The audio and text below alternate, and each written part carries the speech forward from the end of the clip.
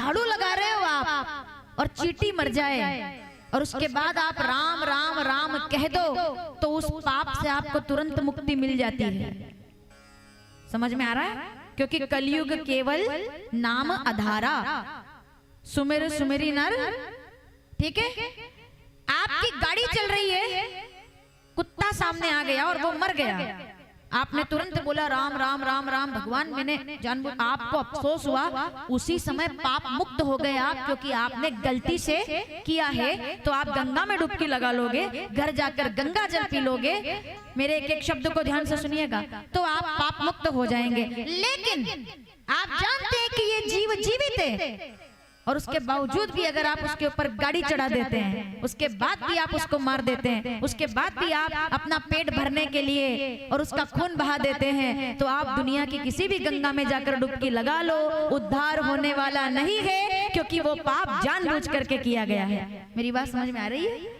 अगर गलती से अपराध हो जाए तो भगवान का नाम तार देता है, पर मैं जानता हूं कि मैंने किसी को कष्ट दिया है, उसके बाद भी मैं कष्ट दे रहा हूं, मैं जानता हूं कि मेरा ऐसे करने से इसको पीड़ा होगी, उसके बाद भी पीड़ा दे रहा हूं, तो भैया ऐसे पाप का कोई प्रायश्चित नहीं होता है। माता सती ने जानबूझ करके पुनि पुनि हृदय विचार करी, धरी सीता का रूप, आगे हुई, आगे आगे चल रही है सीता जी बन करके, राम जी सामने से आए।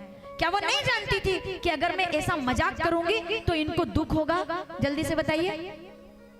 थोड़ी देर के लिए वो खुश हो जाएंगे कि मिल गई पत्नी, और जब मान लो वो भगवान नहीं होते, वो एक सामान्य इंसान भी होते, तब भी क्या ऐसा मजाक करना सही था?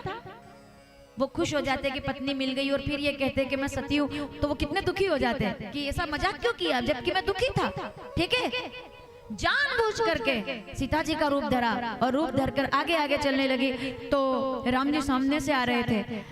लक्ष्मण जी ने तो देख लिया लेकिन पहचान गए, लक्ष्मी ने दीक सियाकृत वेशा, जान गए कि ये कौन है देवी मैं नहीं जानता, लेकिन इतना तो मैं भी जानता हूँ कि ये मेरी भाभी नहीं है, क्योंकि मैं अपने भाभी के चरित्र, ये चित्र से तो मेरी भाभी है पर चरित्र से सीता जी नहीं है, क्योंकि ये चित्र से सीता जी बन गई, लेकिन अगर चरित्र से सीता जी होती तो कभी भी राम जी के आगे आगे नहीं चलती, ये तो हमेशा राम जी के पीछे चलती है। उनको माता सीता कहते हैं। वो सुशील है, वो संस्कारी है, उनके अंदर वो भाव है विनम्रता का, अपने पति के पीछे चलने का।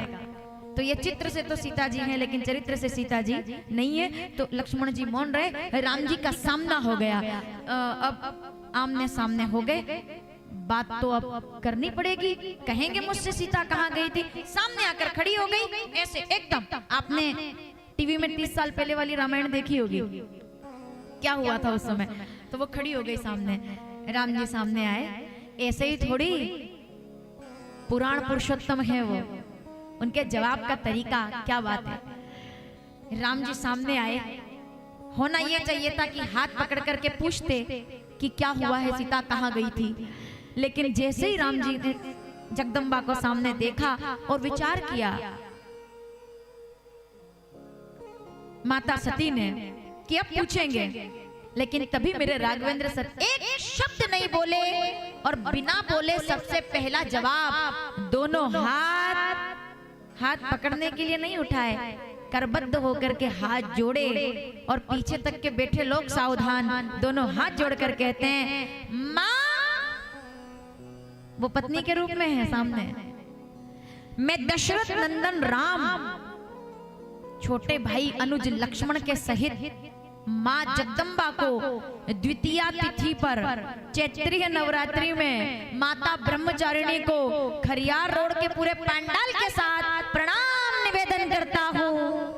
कहाँ ये बहोरी कहाँ वृष केतु, दोनों हाथ जोड़े, जोरी पानी प्रभु कीन प्रणामो, पिता समेत लीन निज नामो, मैं दशरथ नंदन राम प्रणाम करता हूँ। और अब मैं पूछता हूँ, प्रणाम बोले थोड़ी है बात ऐसे बस। और अगला सवाल पूछा, माँ, अब सोचो इससे बड़ा झटका और क्या होगा। माँ, अकेली जंगल में आप कहाँ घूम रही हैं? मैं तो अकेला घूम रहा हूँ क्योंकि मेरी पत्नी का हरण हो गया, पर आपको अकेला नहीं घूमना चाहिए क्योंकि आपके साथ तो भोलेनाथ हमेशा रहते हैं ना। मेरे बाबा जी कहाँ गए? मैं प्रणाम करता हूँ आपको, लेकिन मुझे बड़ा दुख हो रहा है। तो किस बात का दुख हो रहा है कि काश कि आज आप जोड़े से दर्शन दे देते तो शंकर जी को प्रणाम करके आज मेरी यात्रा पूर्ण हो जाती।